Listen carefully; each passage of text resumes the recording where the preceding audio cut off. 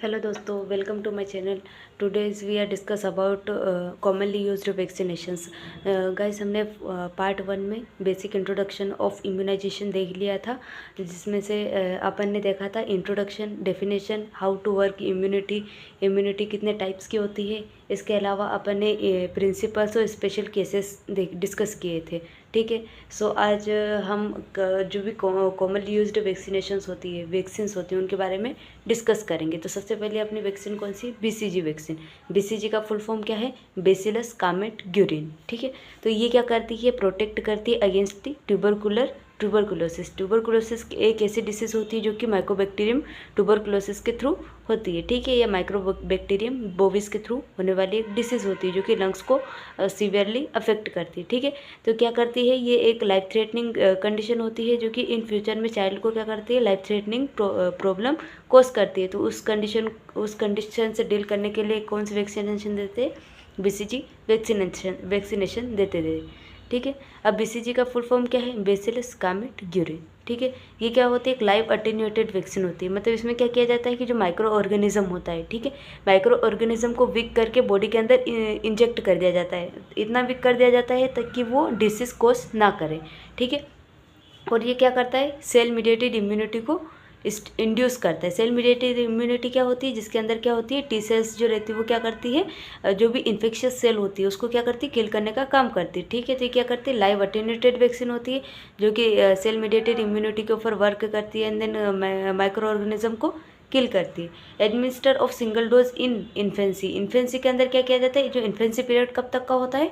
Infancy period जो होता है बर्थ टू 1 ईयर का, बर्थ या फिर क्या बोल सकते हैं अपन, 0 टू 28 डेज तक का जो पीरियड रहता है वो नियोनेटल पीरियड होता है। और 28 डेज से लेकर 1 ईयर तक का जो पीरियड होता है उसे क्या बोलते हैं? इन्फेंसी पीरियड बोलते हैं। ठीक है। तो ये इसको क्या किया जाता है? वो इन्फेंसी पीरियड में एडमिनिस्टर किया जाता है। ठीक है। अब ऑन एडमिनिस्ट्रेशन इसमें क्या करते हैं अपन? इसमें क्या होता है? 3 चीज़ें होती है। ठीक है। सबसे पहला क्या बनता है? व्हील बनता है जो कि बाद में स्मॉल पेप्यूल में कन्वर्ट हो जाता है एंड देन ये क्या हो जाता है? अल्सरेट हो जाता है। ठीक है। तो सबसे पहले क्या बनता है? व्हील बनता है। व्हील को क्या बोलते हैं अपन? पेप्यूल भी बोल सकते हैं। ठीक है। ये क्या होता है? ऑन एडमिनिस्ट्रेशन, अगर जैसे ही एडमिनिस्टर करेंगे, इंट्राडर्मल इसको एडमिनिस्टर करेंगे तो इसमें क्या होगा कि एक छोटा सा इस टाइप का क्या बनेगा? एक व्हील बनेगा। ठीक है। व्हील या फिर उसे क्या बोलते हैं? गोल चक्राकार पद ये बनेगा। ठीक है। एक फुंसी टाइप का एक व्हील बनेगा। ठीक है। जो कि कितने का होना चाहिए? 5 mm तक का होना चाहिए। ये बाद में जाके किस में कन्वर्ट हो जाता है? आफ्टर 2 to 3 वीक ये किस में कन्वर्ट हो जाता है? पेप्यूल में कन्वर्ट हो जाता है। ठीक है। और इसका साइज़ कितना रहेगा? इसका साइज़ जो रहेगा, ठीक है। अब ये 2 to 3 वीक में ये किस में कन्वर्ट हो जाता है? पेप्यूल में कन्वर्ट हो जाता है। अब ये क्या हो जाता है? पेप्यूल जो रहता है वो आगे जाके इनलार्ज हो जाएगा। ठीक है। 5 to 6 वीक पे ये 4 to 8 mm का क्या बना लेगा? एक पिंपल टाइप का बना लेगा। ठीक है। एंड देन ये क्या होता है? अल्सर, मतलब अब ये बड़ा हो रहा है। अब बड़ा होगा, इसमें क्या होगा? पस सेल्स जो रहेगी वो क्या करेगी? डेवलप होगी। या फिर ये लोकलाइज्ड ये क्या करेगा? इम्यूनिटी डेवलप होने में हेल्प कराएगा। तो ये अल्सरेट होगी। 6 to 12 वीक पे क्या हो जाएगा? अल्सरेट हो जाएगा एंड देन ये क्या फॉर्म करेगा?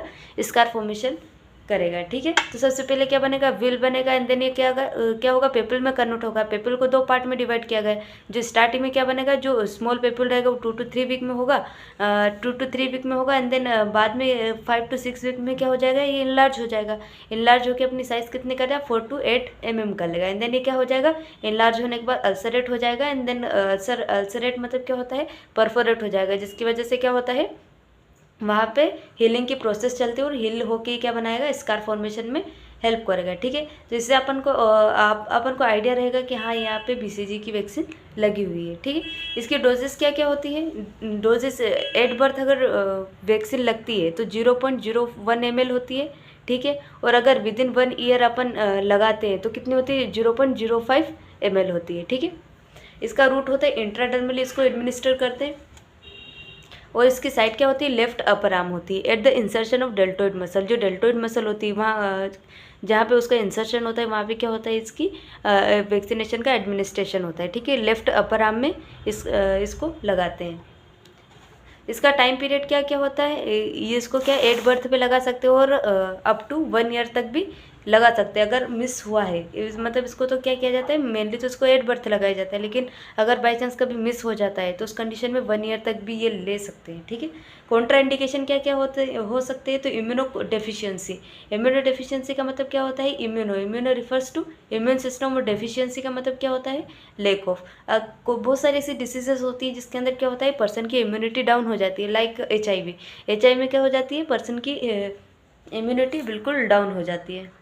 और इसमें क्या होता है कि जैसे BCG वैक्सीन लगाते हैं, ठीक है, तो BCG वैक्सीन लगाने की वजह से क्या होता है कि BCG वैक्सीन में क्या रहता है, जो वीकेंड ट्यूबरकुलोसिस या माइकोबैक्टीरियम ट्यूबरकुलोसिस के बैक्टीरिया होते हैं जो कि ब्लड स्ट्रीम के अंदर जाते हैं। देन वो क्या करते हैं, ये क्या करते हैं कि बोन के अंदर, मतलब ये मेनली बोन के अंदर जाएंगे, बोन के अंदर जाके वहाँ पे क्या कोस करेंगे, ऑस्टियोमाइलाइटिस। तो इस वजह से किस में नहीं देना है, जो इम्यूनो कॉम्प्रोमाइज्ड पर्सन होता है, क्योंकि बोन के अंदर कैसे जाएगा, क्योंकि वहाँ पे रिच ब्लड सप्लाई होती है, रिच ब्लड सप्लाई होती है। आगे और समझाऊंगी कैसे क्या करेगा। तो वहाँ पे रिच ब्लड सप्लाई होती है, तो वहाँ पे जो बोन की जो कॉन्ड्रोसाइट होती है, ठीक है, जो कॉन्ड्रोसाइट टिप पर जो प्रेजेंट होती है सेल्स, ठीक है, वहाँ पे जाके क्या करेगा, ये अपना वहाँ पे जाके बैक्टीरिया सेटल हो जाएगा, एंड देन क्या करेगा, ऑस्टियोमाइलाइटिस कोज करेगा। तो उस कंडीशन में क्या होता है कि इम्यूनो डेफिशिएंसी जो पर्सन होते हैं उनमें नहीं देते हैं, ठीक है, उसमें कॉन्ट्रा इंडिकेटेड होती है। इसके एडवर्स रिएक्शन क्या क्या हो सकते हैं। एडवर्स रिएक्शन क्या होता है कि एडवर्स रिएक्शन जब अपन वैक्सीनेशन लगाते हैं तो उसकी वजह से क्या क्या बॉडी के ऊपर इफेक्ट देखने को मिलते हैं, ठीक है, उसे क्या बोलते हैं, एडवर्स इफेक्ट। ठीक है, तो ये क्या करता है, लोकल अल्सरेशन कोज करता है, डिस्चार्ज साइनसेस। ये क्या करता है कि लोकल अल्सरेशन, जैसा कि अपन ने पहले डिस्कस किया है, क्या होता है कि सबसे पहले क्या बनाता है, व्हील बनाते हैं, ठीक है, ये कब बनाता है, 2 to 3 वीक में, ठीक है। अब ये जो व्हील रहता है ये बाद में क्या होता है, इनलार्ज होता है, पेप्यूल बनाता है, ठीक है। अब ये पेप्यूल जो होता है वो 2 टाइप का होता है, कि स्मॉल पेप्यूल होता है और एक कौन सा होता है, लार्ज पेप्यूल होता है। सॉरी, एट बर्थ जब भी एडमिनिस्टर करेंगे, ठीक है, एडमिनिस्टर करेंगे तो एक व्हील लाइफ का अपीयरेंस बनेगा, जिसकी वजह से बाद में किस में कन्वर्ट हो जाएगा, पेप्यूल में कन्वर्ट हो जाएगा। पेप्यूल 2 टाइप के होते हैं, स्मॉल पेप्यूल और लार्ज पेप्यूल। अब जो 2 to 3 वीक का जो टाइम पीरियड रहेगा उसमें किस में कन्वर्ट होगा, स्मॉल पेप्यूल में, एंड देन वो आगे जाके क्या हो जाएगा, इनलार्ज हो जाएगा 6 to 12 वीक पे, ठीक है। एंड देन अभी ये क्या होता है, ये पेप्यूल इनलार्ज होने के बाद क्या हो जाता है, अल्सरेट या अल्सर फॉर्म कर लेगा, ठीक है। अल्सर क्या होता है, अल्सर एक नॉन हीलिंग, क्या होता है, नॉन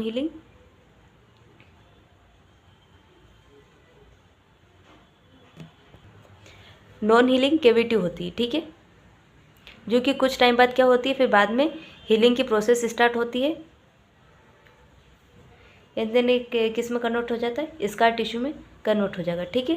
तो ये क्या होता है, अल्सर फॉर्म करेगा, ठीक है। अब अल्सर जो रहेगा बाद में जाके क्या होगा, हील हो जाएगा, हील होने के बाद क्या करेंगे, क्या फॉर्म कर लेगा, स्कार फॉर्म कर लेगा। तो यही है कि ये क्या करता है, लोकल अल्सरेशन करता है, एंड देन डिस्चार्ज साइनसेस। अब साइनसेस क्या होती है, एक कैविटी होती है, ठीक है। एक्सिलरी लिम्फ एडिनाइटिस, इसमें क्या होता है कि जब टीबी बैक्टीरिया होता है, ठीक है। अब टीबी बैक्टीरिया को जैसे टीबी बैक्टीरिया मतलब क्या होता है, BCG के अंदर क्या होता है, टीबी माइकोबैक्टीरियम बोविस के थ्रू बनाई जाती है, ठीक है। अब माइकोबैक्टीरियम बोविस जो रहती है, जैसे उसको लेफ्ट अपर आर्म में एडमिनिस्टर करते हैं, तो ये क्या करती है, ब्लड वेसल्स के अंदर इंटर कर जाती है। अब ब्लड वेसल्स के अंदर अब ये क्या करेगी, जहाँ पे लार्ज ब्लड सप्लाई होगी, ठीक है। अब इसमें क्या होता है, सॉरी, अब आगे देखते हैं, कैपिलरी में जाएगी, ठीक है। अब कैपिलरी में जाने के बाद ये क्या करेगी कि यहाँ पे कैपिलरी के अंदर प्रेशर ज़्यादा होता है, प्रेशर ज़्यादा होता है, प्रेशर ज़्यादा होने की वजह से, तो इसमें क्या होता है, प्रेशर ज़्यादा होने की वजह से जो लिम्फ होता है वो क्या होता है, कैविटी में ड्रेन होने लग जाता है, ठीक है।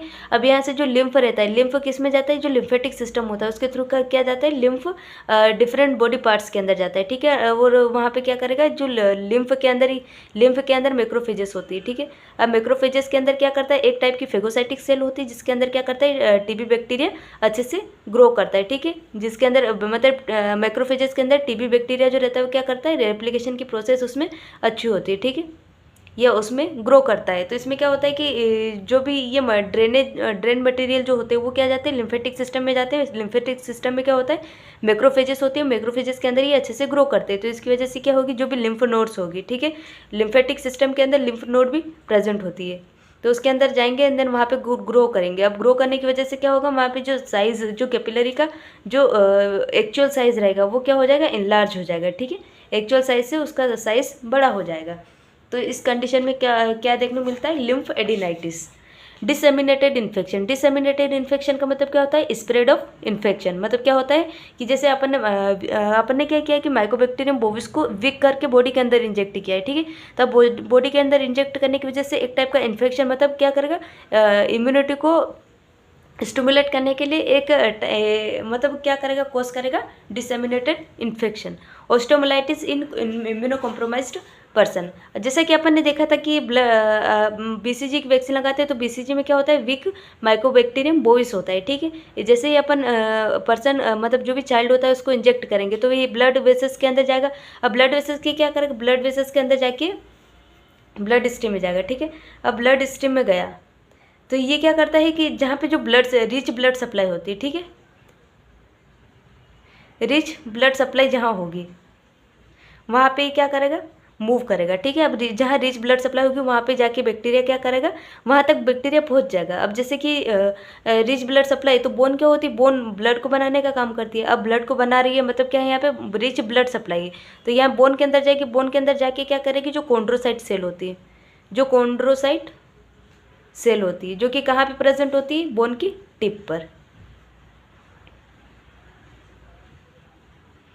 ये क्या होती है, ये जो टिप होती है, ठीक है, यहाँ पे कॉन्ड्रोसाइट सेल प्रेजेंट होती है, या फिर किसी इसे क्या बोलते हैं, आर्टिकुलर कार्टिलेज, ठीक है। अब ये बोन के अंदर इंटर करेगा। अब बोन के अंदर इंटर करेगा तो ये क्या करेगा, बोन के अंदर यहाँ पे जो ये वाला जो पार्ट होता है, यहाँ पे क्या होता है, ब्लड की सप्लाई कम होती है, मतलब होती है पर इतनी नहीं होती। तो यहाँ पे जाके बैक्टीरिया क्या हो जाएगा, सेटल हो जाएगा।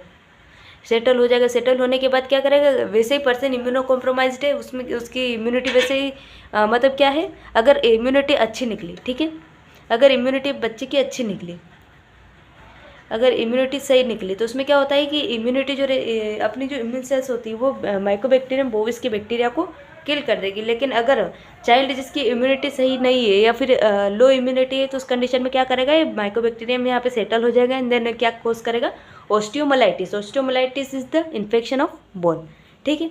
तो ये अपन ने डिस्कस किया बीसीजी एंड देन अपन देखते हैं पोलियोमाइलिटिस वैक्सीन। अब पोलियोमाइलिटिस वैक्सीन जो होती है वो 2 फॉर्म्स में आती है, ठीक है। 2 फॉर्म्स में अवेलेबल है। 2 forms of vaccine available to prevent osteomyelitis in children, ठीक है। जैसे पोलियोमाइलिटिस होता है। पोलियोमाइलिटिस एक ऐसी कंडीशन होती है जो कि स्पाइनल कॉर्ड को अफेक्ट करती है। मतलब क्या होता है, पोलियो वायरस के थ्रू होता है और पोलियो वायरस जो होता है वो किसके ऊपर अटैक करता है, जो स्पाइनल कॉर्ड जो नर्व्स होती है उसके ऊपर अटैक करता है एंड देन पर्सन के अंदर क्या करता है, डिसेबिलिटी कोस कर देता है। डिसेबिलिटी में क्या कोस करेगा, या तो वो जो ऑर्गन होता है उसको डिसफंक्शन कर देगा या फिर उसमें पैरालिसिस कोस करेगा, ठीक है। अब ये 2 फॉर्म्स में अवेलेबल है, मतलब कौन से में, एक ओपीवी और एक आईपीवी। ओपीवी का फुल फॉर्म क्या है, ओरल पोलियो वैक्सीन। आईपीवी का फुल फॉर्म है इनएक्टिवेटेड पोलियो वैक्सीन, ठीक है। अब ओपीवी जो होती है वो लाइव अटेन्यूएटेड वैक्सीन होती है। मतलब क्या होता है, इसमें जो भी वायरस होता है उसको क्या किया जाता है, वीक किया जाता है एंड देन बॉडी के अंदर एडमिनिस्टर किया जाता है, ठीक है। अब OPV developed by साबिन and IPv it developed by साक। इसको याद रखने की टेक्निक है, जैसे कि आईपीवी को अपन ऐसे लिखते हैं। अब आईपीवी की किसने डेवलप किया था, साक ने। तो इसको एल आई जैसा दिख रहा है थोड़ा थोड़ा, तो इसको इसके थ्रू याद रख सकते हैं कि अगर एक याद रह जाएगा तो दूसरा अपने आप ही याद रह जाएगा, ठीक है। तो डेवलप्ड बाय साक, ठीक है। सबसे पहले अपन ओपीवी के बारे में डिस्कस करते तो ओपीवी क्या होता है। ओपीवी के 3 सीरोटाइप होते हैं, टाइप 1, टाइप 2, टाइप 3, ठीक है। After oral administration it infect intestinal mucosa and multiply to develop immune response against the paralytic poliomyelitis. जैसे ये क्या होता है, अपना डाइजेस्टिव सिस्टम होता है, जिसमें ये क्या होता है, माउथ, ठीक है। ये होती इसोफेगस, ये अपना डायफ्राम। मैंने उतना ही डायग्राम बनाया जितना कि अपन को इस चीज़ को समझने के लिए इम्पोर्टेंट है। ये अपना स्टमक होता है एंड देन ये लार्ज इंटेस्टाइन एंड देन ये क्या है, स्मॉल इंटेस्टाइन। अब क्या होता है कि ओपीवी जो अवेलेबल होती है, ओपीवी किस फॉर्म में अवेलेबल होती है, लिक्विड के फॉर्म में अवेलेबल होती है, ठीक है। जिसको क्या किया जाता है, चाइल्ड को क्या किया जाता है, जो 2 ड्रॉप्स होती है वो अवेलेबल कराई जाती है। 2 ड्रॉप्स क्या कहती है, डाइजेस्टिव सिस्टम के थ्रू ये स्मॉल इंटेस्टाइन के अंदर आती है, और स्मॉल इंटेस्टाइन के अंदर क्या करती है, ये स्मॉल इंटेस्टाइन के अंदर आके ये क्या करती है, वहाँ पे स्मॉल इंटेस्टाइन में आने के बाद यहाँ पे क्या करती है, मल्टीप्लाई करती है और रेप्लिकेशन करती है। ठीक है, मतलब क्या करती है, अपने जो भी वायरस होते हैं उसमें क्या होता है, मल्टीप्लिकेशन और रेप्लिकेशन होता है, जिसकी वजह से क्या होता है, अपना इम्यून सिस्टम जागता है। ठीक है, ये इम्यून सिस्टम स्टिमुलेट होता है। अब स्टिमुलेट होने की वजह से क्या होता है कि स्टिमुलेट हो गया, मतलब क्या हो गया, मेमोरी सेल उसके अंदर बन गई है।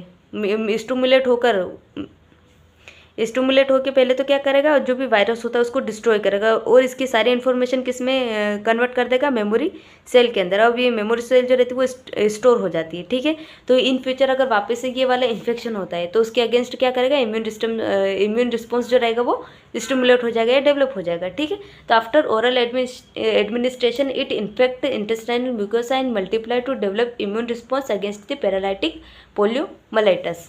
ठीक है, एंड देन देखते to develop immune system it needed in multiple doses as seroconversion. इसमें क्या बोला है कि इम्यून रिस्पॉन्स को अगर जनरेट करना है, ठीक है, तो इसका क्या होता है, मल्टीपल डोजेस में प्रोवाइड की जाती है, जो कि नेशनल इम्यूनाइजेशन शेड्यूल के अकॉर्डिंग इसको डिफरेंट डोजेस में दिया जाता है। ठीक है, इसमें क्या होता है कि इसमें जो पोलियोमाइलाइटिस के जो केसेस होते हैं, ठीक है, पोलियोमाइलाइटिस के केसेस ज़्यादातर किस में देखने मिलता है, डेवलपिंग कंट्री के अंदर। ठीक है, तो pulse polio doses given as national immunisation schedule.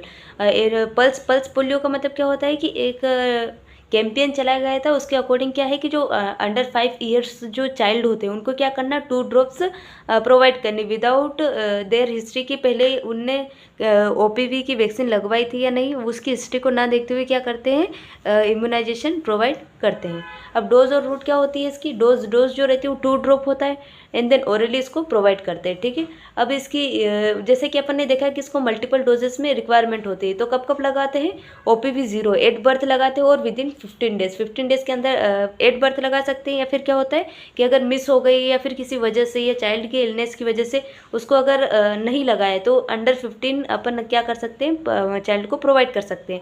OPV dose first को 6 वीक के अंदर लगाया जाता है, एंड देन सेकेंड को 10 वीक के अंदर, एंड देन थर्ड डोज को 14 वीक के अंदर लगाया जाता है। इसकी 2 डोजेस प्रोवाइड की जाती है, जो कि फर्स्ट डोज 15 मंथ के अंदर, एंड देन सेकेंड डोज किस में कराई जाती है, 18 मंथ के अंदर भी प्रोवाइड करवा सकते हैं। बूस्टर डोजेस लगती है, इसकी बूस्टर डोज 5 ईयर एज में लगती है। ठीक है, एंड देन इसके कॉन्ट्रा इंडिकेशन देख लेते हैं, कॉन्ट्रा इंडिकेशन और एडवर्स रिएक्शन क्या क्या होते हैं। तो कॉन्ट्रा इंडिकेशन जैसा कि अपन ने पहले भी देखा कि इम्यूनो डेफिशिएंस जो पर्सन होता है उसके अंदर उसको नहीं प्रोवाइड करना होता है, बिकॉज क्या होता है कि OPV जो वैक्सीन होती है वो क्या होती है, लाइव अटेन्यूएटेड वैक्सीन होती है। वही सिस्टम है कि अगर लाइव अटेन्यूएटेड वैक्सीन है, मतलब उसमें क्या किया गया है, बैक्टीरिया को वीक किया गया हो, एंड देन बॉडी के अंदर एडमिनिस्टर किया गया हो, तो उसमें क्या होता है कि अगर पर्सन इम्यूनिटी जिसकी बहुत ही स्लो है, तो उस कंडीशन में क्या रहेगा कि जो वायरस होता है, वायरस का रेशो ज़्यादा हो जाता है, जिसकी वजह से क्या होता है, बॉडी उससे अफेक्ट होने के चांसेस भी हो सकते हैं। सिम्टोमेटिक HIV, अगर किसी को HIV के सिम्टम्स आ रहे हैं, ठीक है, HIV के सिम्टम आ रहे हैं, मतलब क्या है कि ह्यूमन इम्यूनो डेफिशिएंसी वायरस होता है इसका मतलब। ठीक है, तो अगर सिम्टम आ रहे हैं मतलब क्या है, उसको HIV सस्पेक्टेड पर्सन है, तो उसमें क्या होगी, इम्यूनिटी लो होगी, तो इम्यूनिटी लो होगी तो उस कंडीशन में भी अपन को OPV की वैक्सीन अवॉइड करनी है। ठीक है, ब्रेस्ट फीडिंग अगर हो रहा है एंड माइल्ड डायरिया है, अगर ब्रेस्ट फीडिंग पे है बच्चा या फिर माइल्ड डायरिया है तो उस कंडीशन में अपन दे सकते हैं, उसमें कोई कॉन्ट्रा इंडिकेशन की बात नहीं होती है। एडवर्स रिएक्शन क्या क्या हो सकती है, vaccine associated with paralytic ileus, मतलब पैरालाइटिक इलियस का मतलब क्या होता है कि वहाँ पे जो स्पेसिफिक पार्ट होता है, स्पेसिफिक पोर्शन ऑफ इंटेस्टाइन, जैसा कि अपन ने यहाँ पे देखा था कि ये जो इंटेस्टाइन होती है, ठीक है, इंटेस्टाइन को क्या करता है, ये अफेक्ट करता है। ठीक है, तो पैरालाइटिक रिफर्स टू पैरालाइटिक का मतलब क्या होता है, एब्सेंस ऑफ पेरिस्टाल्सिस, ये हुआ पैरालाइटिक। और इलियस का मतलब क्या होता है, इंटेस्टाइन। ठीक है, तो इसमें क्या होता है कि कुछ टाइम के लिए एब्सेंस ऑफ पेरिस्टाल्सिस मूवमेंट हो सकता है, जिसके पर इसमें क्या होता है कि अगर एब्सेंस रहेगा तो इसमें ब्लॉक नहीं होगा। ठीक है, ये कुछ टाइम के लिए होता है एंड देन वापस से रिजोल्व हो जाएगा। देन देखते हैं इसका स्टोरेज टेम्परेचर क्या है। तो 4 to 8 डिग्री सेंटीग्रेड पर अपन रख रहे हैं तो 3 to 4 मंथ के लिए स्टोर कर सकते हैं अगर -20 डिग्री सेंटीग्रेड पर रख रहे हैं। ठीक है, अगर वैक्सीन को -20 डिग्री सेंटीग्रेड पर अगर रख रहे हैं तो 1 ईयर तक अपन स्टोर कर सकते हैं। पेटेंसी में lost in case of frequent temperature fluctuation, अगर इसमें बार बार टेम्परेचर फ्लक्चुएट हो रहे हैं तो उस कंडीशन में क्या होता है, इसकी पेटेंसी लॉस होने के चांसेस भी हो सकता है। इसमें एक डिवाइस को यूज़ करते हैं VVM, जिसका फुल फॉर्म क्या है, वैक्सीन वायल मॉनिटरिंग। ठीक है, वैक्सीन वायल मॉनिटरिंग होती है जो कि अपन आगे देखते हैं क्या होता है, हीट सेंसिटिव होता है। ठीक है, इसमें अपन ने देखा कि अगर फ्रिक्वेंटली क्या करता है, टेम्परेचर में फ्लक्चुएशन होता है तो उस कंडीशन में पेटेंसी खो देती है। तो उसमें कि यही कि हीट कितनी बार कॉन्टेक्ट में आ रही है जिसकी वजह से वो जो कलर रहेगा वो क्या होगा, डिफरेंट देखने को मिलेगा, जो कि अपन आगे डिस्कस करेंगे। जैसे कि ये क्या है, वायल मॉनिटरिंग या वैक्सीन वायल मॉनिटरिंग होता है, जिसके अंदर क्या होता है कि अगर इस टाइप का क्या होता है, एक ट्यूब होती है। ठीक है, या फिर क्या बोलते हैं, वायल बोलते हैं। ठीक है, अब वायल के अंदर ये क्या होता है कि इंडिकेटर होता है। इंडिकेटर ऐसा होता है कि इसके अंदर का जो मतलब एक आउटर स्क्वायर होता है और एक इनर स्क्वायर होता है। जो आउटर स्क्वायर होता है, ठीक है, आउटर स्क्वायर और इनर स्क्वायर का जो कलर रहता है वो क्या होना चाहिए, लाइट होना चाहिए। ठीक है, और जो आउटर स्क्वायर होता है उसका कलर क्या होता है, डार्क होता है। ठीक है, तो और इनर स्क्वायर का कलर लाइट होता है। ठीक है, अब अपन देखेंगे कि अगर इनर स्क्वायर का कलर लाइट है और आउटर स्क्वायर का कलर डार्क है और plus expiry date not past, तो उस कंडीशन में क्या करेंगे, वैक्सीन को यूज़ कर सकते हैं। और अगर ऐसा होता है कि मतलब जो ये बीच वाला पार्ट होता है, ठीक है, जो इनर स्क्वायर होता है वो क्या होता है, वो मतलब ऐसा होता है कि थोड़ा बहुत क्या हो जाता है, वो डार्क हो जाता है, लेकिन वो इतना डार्क नहीं होता जितना कि बाहर वाला स्क्वायर डार्क होता है। तो उस कंडीशन में भी अपन यूज़ कर सकते हैं। ठीक है, वैक्सीन को, और साथ में इसकी एक्सपायरी डेट ना गई हो। सेकेंड है कि आउटर और जो इनर स्क्वायर होता है उसका कलर क्या हो जाता है, सेम हो जाता है। अब सेम होने की कंडीशन में वैक्सीन को यूज़ नहीं करना है। ठीक है, उसको कम्प्लीटली अवॉइड करना है, एंड देन उस वैक्सीन को डिस्कार्ड करना है, एंड देन इन्फॉर्म करना है सुपरवाइज़र को। इसके अलावा देखते हैं अपन कि जो इनर स्क्वायर होता है उसका कलर ज़्यादा डार्क हो गया। ठीक है, जो आउटर स्क्वायर है उससे भी ज़्यादा डार्क इनर स्क्वायर का कलर है। ठीक है, तो उस कंडीशन में बिल्कुल यूज़ नहीं करना है, एंड देन उस वैक्सीन को डिस्कार्ड कर देना है। तो अपन ने देखा है कि OPV के बारे में, एंड देन अपन डिस्कस करते हैं IPV क्या होती है। ठीक है, तो IPV जो होती है ये क्या होती है, इनएक्टिवेटेड पोलियो वैक्सीन होती है, जिसमें क्या किया जाता है, इसको किल किया जाता है formaldehyde killed vaccine grown in monkeys and kidney और डिप्लॉइड सेल्स। इसमें क्या किया जाता है कि अपन जो भी वैक्सीन रहेगी, ठीक है, जो पोलियो वायरस होता है उसको फॉर्मेल्डिहाइड के थ्रू किल कर दिया जाता है, एंड देन उसको बॉडी के अंदर एडमिनिस्टर करेंगे। कोजेस ह्यूमरल मीडिएटेड इम्यूनिटी, ये किसको कोज करता है, ह्यूमरल मीडिएटेड इम्यूनिटी। इसका मतलब क्या होता है कि जैसे ही अपन इनएक्टिवेट कर देंगे, ठीक है, अब IPV को क्या कर दिया अपन ने, इनएक्टिवेट कर दिया, एंड देन इसको एडमिनिस्टर करेंगे। ये क्या करती है, ब्लड के अंदर जाती है, एंड देन ब्लड के अंदर जाने के बाद क्या करती है, APC सेल के साथ बाइंड होती है। ठीक है, इसको क्या बोलेंगे, एंटीजन जो रहता है वो APC सेल के साथ बाइंड होगा, एंड देन APC सेल के साथ बाइंड होने के बाद ये क्या करेगा, मास्ट सेल के पास जाएगा। अब मास्ट सेल जो रहेगी वो किसको रिलीज करेगी, एंटीबॉडीज़ को। ठीक है, तो ये किसको रिलीज करेगा, एंटीबॉडी, और ये एंटीबॉडी क्या करेगी, ये जो भी एंटीजन होता है उसको किल करने का काम करेगी। ठीक है, तो ये वाली इसकी प्रोसीजर होती है, इसके थ्रू वो क्या करेगी, किल करेगी। तो ये किसको कोज करता है, ह्यूमरल मीडिएटेड इम्यूनिटी, मतलब क्या करेगा, एंटीबॉडीज़ फॉर्मेशन B सेल के पास जाएगा, एंड B सेल जो रहती है वो क्या करती है, एंटीबॉडीज़ फॉर्मेशन में हेल्प कराती है। ठीक है, इसकी डोज क्या होती है, डोज इसकी 0.5 ml होती है, और साइट इसकी क्या होती है, इंट्रामस्कुलर या सबक्यूटेनियसली इसका यूज़ कर सकते हैं। अब ये जो IPV वैक्सीन होती है, ठीक है, इसको अपन जो इम्यूनो कॉम्प्रोमाइज्ड चाइल्ड होता है उसमें भी यूज़ कर सकते हैं, बिकॉज इसमें क्या होता है कि इसमें जो वायरस होता है वो क्या होता है, बिल्कुल किल्ड अवस्था में होता है या फिर किल्ड फेज में होता है। अगर वो किल है तो उस कंडीशन में वो क्या करेगा, ग्रो नहीं कर पाएगा। ठीक है, इसकी डोजेस डिफरेंट डोजेस होती है, जिसको फ्रैक्शनल डोजेस भी कहा जाता है, FIPV और FIPV, मतलब first dose and second dose. First dose जो होती है 6 वीक में लगती है, एंड देन सेकेंड डोज होती है वो 14 वीक में इंट्रोड्यूस करते हैं। नॉट इंट्रोड्यूस इन, मतलब इसको क्या होता है, इसको सबसे पहले इंट्रोड्यूस किया गया था नवंबर 2015 में, उससे पहले इसके बारे में किसी को कुछ नहीं पता था। ठीक है। अब डीपीटी वैक्सीन के बारे में डिस्कस करते हैं। अब डीपीटी क्या होता है? D refers to diphtheria, P refers to pertussis, T refers to tetanus. अब इसको क्या किया जाता है? कंबाइंड फॉर्म में यूज़ करते हैं, ठीक है। अब इसमें जो D refers to diphtheria and T refers to tetanus, ये क्या होते हैं? टॉक्सोइड होते हैं। इसमें क्या किया जाता है? जो भी वायरस या बैक्टीरिया होता है उसके क्या करते हैं? वो जो टॉक्सिन्स होते हैं उसको डिटॉक्सिफाई कर देते हैं, जिसकी वजह से उसका टॉक्सिन जो रहता है वो क्या करेगा?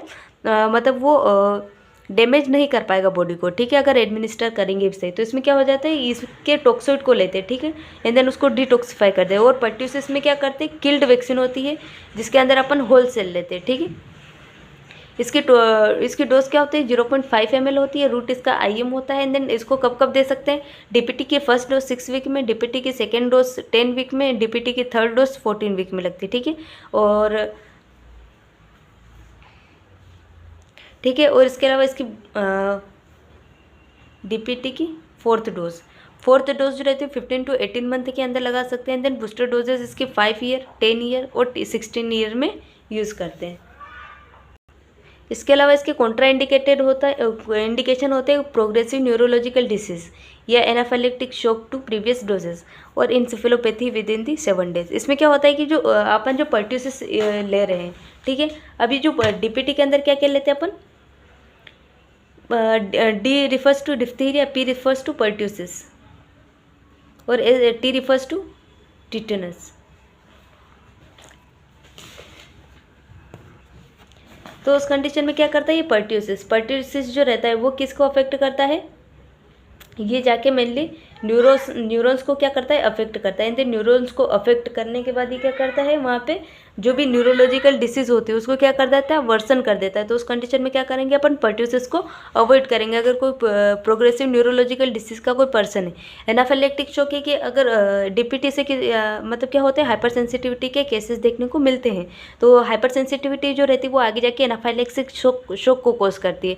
अब एनाफाइलेक्टिक शॉक क्या होता है कि इस कंडीशन में क्या होता है कि जो ब्लड वेसल्स होती है, ठीक है, वहाँ पे एक्सट्रीम डायलेशन हो जाता है। एक्सट्रीम डायलेशन की वजह से क्या देखने को मिलता है अपन को?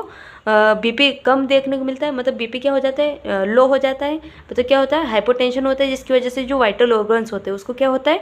जो एडिक्वेट ब्लड सप्लाई होता है वो नहीं हो पाता है। तो उस कंडीशन को क्या बोलते हैं? Anaphylactic shock to previous dose. अगर पहले कभी लगाई गई हो और उसकी वजह से हाइपर सेंसिटिविटी रिएक्शन देखने को मिलती हो तो उस कंडीशन में क्या करेंगे अपन? इसको नहीं लगाएंगे। अगर पेशेंट को इंसेफेलोपैथी विद इन 7 डेज अगर प्रीवियसली एडमिनिस्टर की गई हो डोज डीपीटी फर्स्ट और उसको इंसेफेलोपैथी के मतलब क्या सिम्टम देखने को मिलता है तो उस कंडीशन में भी अपन को अवॉइड करना है। इसके एडवर्स रिएक्शन क्या क्या हो सकती है? लोकल पेन हो सकता है, जहाँ पे भी एडमिनिस्ट्रेशन हुआ है वहाँ पे क्या कोस करेगा? Local pen. स्वेलिंग हो सकती है, कन्वर्जन, सीवियर केसेस में कन्वर्जन आ सकते हैं, फीवर, परसिस्टेंट और इनकॉन्सेलेबल क्राइंग। इनकॉन्सेलेबल क्राइंग क्या होता है कि चाइल्ड जो रहता है वो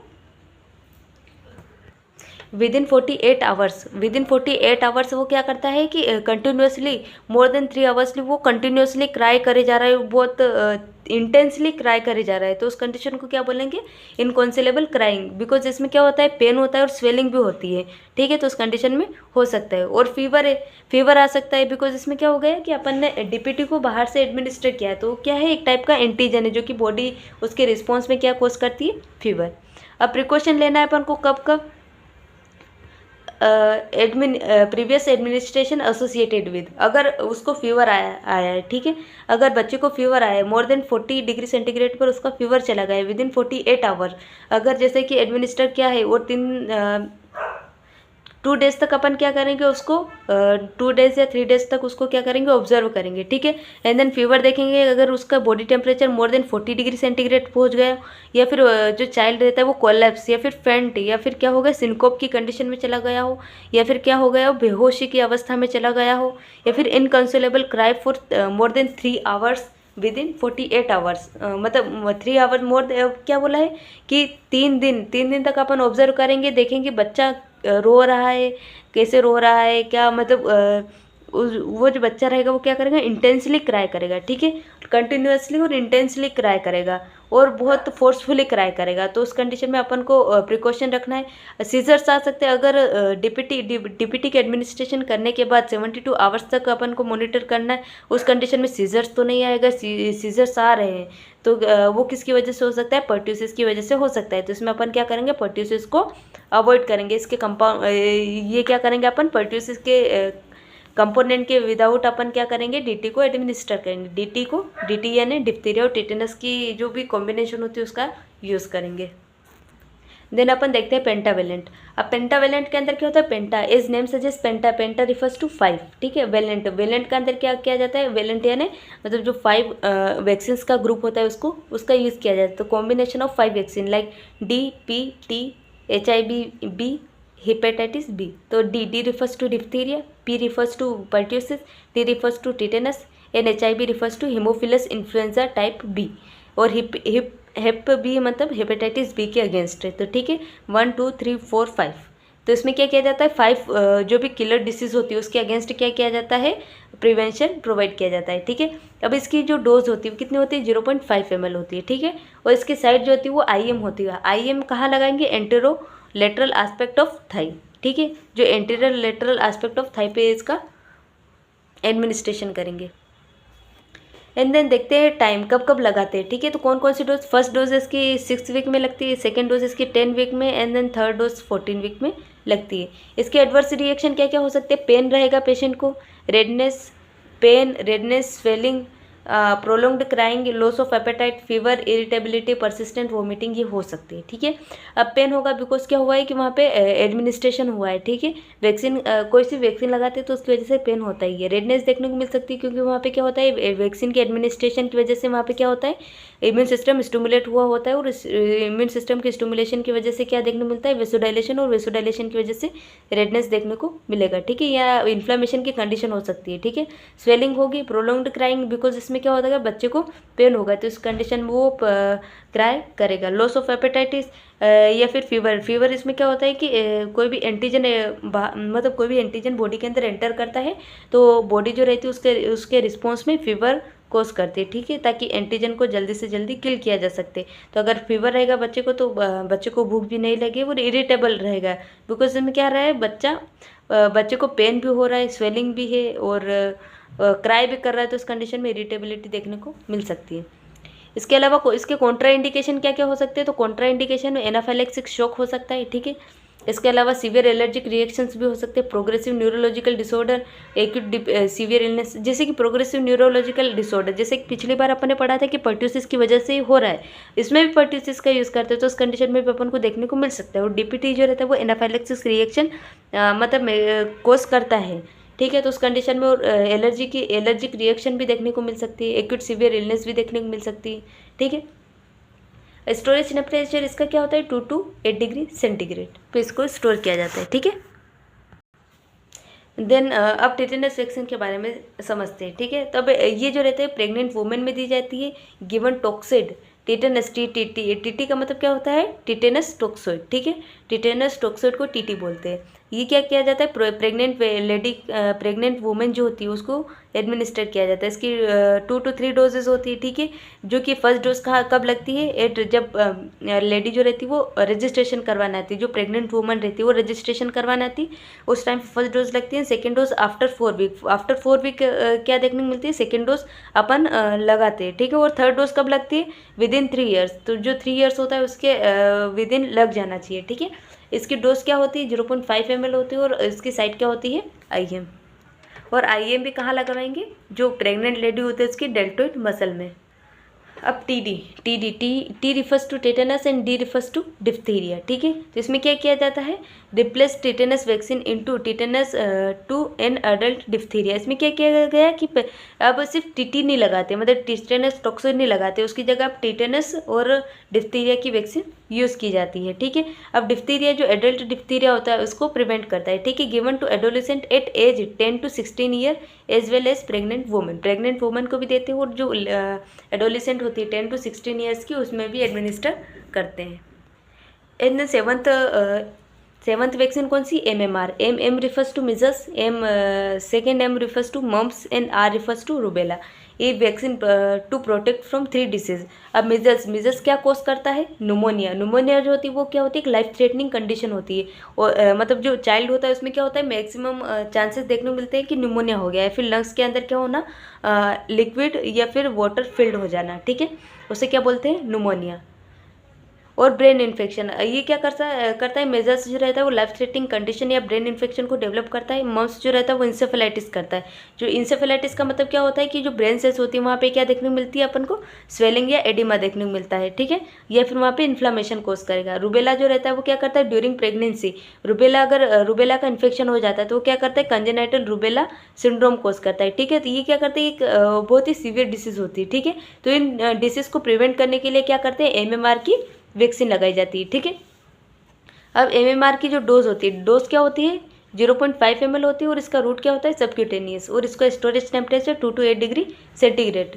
अब कब लगते हैं MMR फर्स्ट की डोज 15 मंथ पे लगती है, MMR सेकेंड की डोज कब लगती है, 4 to 6 ईयर ऑफ एज में। एंड देन इसके अंदर कॉन्ट्रा इंडिकेशन देखते हैं, कॉन्ट्रा इंडिकेशन कौन कौन से होते हैं। तो अगर कोई पेशेंट है इम्यूनोसप्रेसिव थेरेपी पे चल रहा है, ठीक है, इम्यूनोसप्रेसिव जैसे कि उसको हो सकता है कि ऑर्गन ट्रांसप्लांट हुआ है या फिर किसी वजह से क्या होता है, इम्यूनिटी को सप्रेस किया जाता है, ठीक है। अगर वो थेरेपी चल रही है तो उस कंडीशन में क्या होता है कि इम्यूनिटी वैसे ही वर्क नहीं करती है, ठीक है। तो उस कंडीशन में क्या करते हैं अपन, इस वैक्सीन को अवॉइड करते हैं। अगर किसी को सीवियर हाइपर सेंसिटिविटी की प्रीवियस हिस्ट्री है, ठीक है, अगर चाइल्ड को सीवियर हाइपर सेंसिटिविटी की प्रीवियस हिस्ट्री है तो उस कंडीशन में क्या करेंगे अपन, डॉक्टर को इन्फॉर्म करेंगे एंड देन उसको क्या करेंगे अपन, अवॉइड करेंगे, ठीक है। हाई डोज कॉर्टिकोस्टेरॉइड थेरेपी, अगर कॉर्टिकोस्टेरॉइड थेरेपी पे अगर चाइल्ड चल रहा है तो उस कंडीशन में करेंगे। अगर मेलिग्नेंसी की कंडीशन है, अगर ठीक है, तो मेलिग्नेंसी में क्या होता है, अपना इम्यून सिस्टम वैसे ही लो हो जाता है, पर इम्यून सिस्टम अगर सही से वर्क नहीं करेगा तो अपनी इम्यूनिटी जो रहेगी उसके अगेंस्ट क्या करेंगे, एंटीबॉडी नहीं बनाएगी और उसकी वजह से मतलब MMR का इन्फेक्शन हो सकता है। सीवियर इम्यूनोडेफिशिएंसी कोई पर्सन है या अनट्रीटेड ट्यूबरकुलोसिस है, अनट्रीटेड ट्यूबरकुलोसिस की कंडीशन में भी क्या करते हैं, MMR को अवॉइड करते हैं, ठीक है। इसके एडवर्स रिएक्शन हो सकते हैं, measles like infection, like lymphadenopathy हो सकता है या सेप्टिक मेनिंजाइटिस हो सकता है, ठीक है। क्योंकि इसमें क्या कर रहे हैं अपन, मीजल्स का यूज़ करें, ठीक है। तो मीजल्स जो रहता है वो उसकी जैसे इन्फेक्शन कोज कर सकता है, जैसे कि लिम्फेडिनोपैथी हो गया या फिर असेप्टिक मेनिंजाइटिस हो गया, तो ये सारी कंडीशन डेवलप कर सकता है। Then we are discuss about hepatitis B vaccine. अब हेपेटाइटिस बी वैक्सीन क्या होती है, इनएक्टिवेटेड सब यूनिट वैक्सीन होती है। इसमें क्या किया जाता है, अपन वायरस को प्रोसेस करेंगे, देन उसके एनवेलप या फिर उसका जो एनवेलप पे जो प्रोटीन होते हैं, ठीक है, प्रोटीन को क्या करेंगे अपन, एक्सट्रैक्ट करेंगे एंड देन उसको क्या करेंगे, उसको क्या करेंगे अपन, डिटॉक्सिफाई करेंगे एंड देन बॉडी के अंदर एडमिनिस्टर करेंगे, उसको क्या बोलते हैं, सब यूनिट वैक्सीन, ठीक है। तो क्या होता है, इनएक्टिवेटेड सब यूनिट वैक्सीन, उसके जो प्रोटीन होता है उसको क्या किया गया, इनएक्टिवेट कर दिया, या तो हीट के थ्रू कर दिया या फिर किसी केमिकल के थ्रू कर देंगे एंड देन उसको क्या करेंगे, उसकी सब यूनिट फॉर्म करेंगे एंड देन उसको क्या कर देंगे, एडमिनिस्टर कर देंगे from hepatitis B surface antigen HBsAg। इस प्रोटीन को क्या बोलेंगे अपन, HBsAg, ठीक है, जो कि अपन ने यीस्ट पर ग्रो करवा के यूज़ किया है। Now this genetic modified recombinant DNA vaccine are available. इसमें क्या बोला है कि पहले जो यूज़ करते थे, ठीक है, इसमें क्या करते थे अपन, वायरस को लेते थे, ठीक है, जैसे कि अपन ये वायरस है, ठीक है। अब वायरस के ऊपर क्या होता है, ये एनवलप है और एनवलप के ऊपर ये प्रोटीन प्रेजेंट होते हैं, ये क्या करते हैं, कोडिंग की तरह वर्क करते हैं, ठीक है। अब इसमें क्या करेंगे अपन, ये जो प्रोटीन रहेगा उसको एक्सट्रैक्ट करेंगे एंड देन उसको क्या करेंगे, अपन किल कर देंगे, या फिर उसको क्या कर देंगे, या तो फॉर्मेल्डिहाइड की हेल्प से या फिर हीट की हेल्प से उसको क्या कर देंगे, किल कर देंगे एंड देन उसको क्या करेंगे, उसकी सब यूनिट फॉर्म करेंगे और सब यूनिट वैक्सीन जो रहती है वो क्या कर देंगे, पर्सन के अंदर इंजेक्ट कर देंगे, ठीक है। और इसकी अलग अलग प्रोसेसेस होती है, ठीक है। इसको सुपरफिशियली अपन ने ये देखा, ठीक है। तो उसमें क्या करते हैं अपन, उसको लेते हैं देन उसको क्या करते हैं, वैक्सीन फॉर्म करते हैं देन उसको इंजेक्ट कर देते हैं, ठीक है। पहले ये यूज़ होता था, लेकिन अब क्या होता है कि जेनेटिक मॉडिफाइड DNA वैक्सीन भी अवेलेबल है जिसका यूज़ करते हैं, ठीक है। इसकी डोज क्या होती है, 0.5 ml होती है। If mother is hepatitis B positive in neonate 0.1 ml immunoglobulin. तो इसमें क्या बोला है कि 0.5 ml इसकी मतलब नॉर्मल अगर बेबी है तो उसमें करेंगे, लेकिन अगर बेबी जिसकी मदर क्या है हेपेटाइटिस बी पॉजिटिव है, ठीक है। तो उसमें क्या करेंगे अपन, इम्यूनोग्लोबिन को भी क्या करेंगे, एडमिनिस्टर करेंगे। ठीक है, उसकी क्या डोज लेंगे, 0.1 ml। नॉर्मल 0.5 ml कर लेंगे। अगर मदर भी पॉजिटिव है तो साथ में 0.5 ml के साथ में 0.1 ml इम्यूनोग्लोबिन भी यूज़ करेंगे। इसका रूट क्या है, IM है। एंड देन इसके साइड क्या है, एंटेरोलेटरल एस्पेक्ट ऑफ थाई। इसका टाइम ड्यूरेशन या फिर कब लगती है, तो फर्स्ट डोज इसकी एट बर्थ लगती है, सेकेंड डोज 6 वीक में लगती है, एंड देन थर्ड डोज कब लगती है, 14 वीक के अंदर। और हेपेटाइटिस बी बूस्टर डोज जो लगती है 5 ईयर के अंदर लगती है। ठीक है, अब इसके कॉन्ट्रा इंडिकेशन क्या क्या हो सकते हैं, अगर एनाफाइलेक्सिस विद प्रीवियस डोज, अगर प्रीवियसली अपन ने डोज एडमिनिस्टर करी है और उसकी वजह से क्या हुआ, एनाफाइलेक्सिस देखने को मिला है, तो उस कंडीशन में अवॉइड करेंगे। ठीक है, ये एडवर्स रिएक्शन अगर ये क्या है, एडवर्स रिएक्शन इसका वैसे तो कोई है नहीं, सेफ है, लेकिन कभी कभी एनाफाइलेसिस और फटीग भी कॉज कर सकते हैं। इसका स्टोरेज टेम्परेचर क्या है, 2 to 8 degree centigrade. So guys, आज के लिए इतना ही। और अगर आपको मेरा वीडियो पसंद आए तो प्लीज़ वीडियो को लाइक करें, चैनल को सब्सक्राइब करें, और अगर कोई डाउट हो आपको तो प्लीज़ कमेंट करें। और 2-3 और वैक्सीन है जो कि अपन नेक्स्ट वीडियो में डिस्कस करेंगे।